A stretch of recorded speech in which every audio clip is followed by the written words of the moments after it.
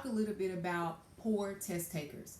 Many of you find that your students have high grade point averages, are getting good grades in advanced placement classes, dual credit classes, and even some other types of advanced courses. You find that that student has a high grade point average, even a high class rank, but when that student takes a test, particularly an SAT or an ACT, that student struggles with doing well on that test. There's a disconnect. Why is my student doing so well in class, but struggles when it comes to test day?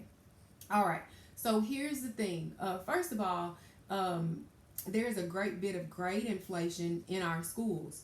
That's why that's why these colleges are beginning to require SAT and ACT again. So your students' grades may not reflect mastery of the material. And really, this part of question 2 goes back to question 1. What are you doing to help the students to understand the fundamentals, the content tested on the exam? That's going to help that poor test taker move from a poor test taker who really doesn't understand the work to someone who can really perform well because he or she understands the concepts when taking the exam. So there has to be a focus on the content. There has to be. All right. And then let's move to the second part of that test of that question about test anxiety. Test anxiety is real. I'm not going to dismiss it, and I'm going to tell you, test anxiety. I don't really think if a student has test anxiety, I don't think it's going to go away.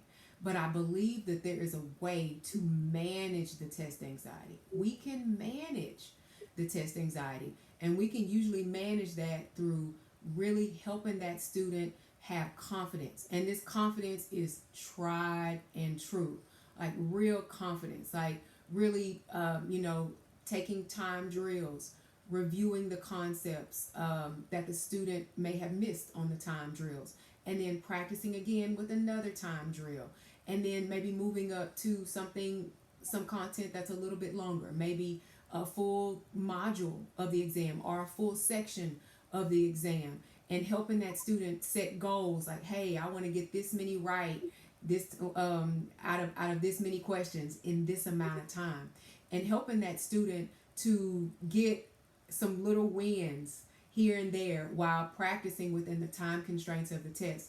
That's going to help the student to be confident, and that confidence is going to help that student to I'm not going to say eliminate but deal with the test anxiety as he or she moves through the SAT or ACT.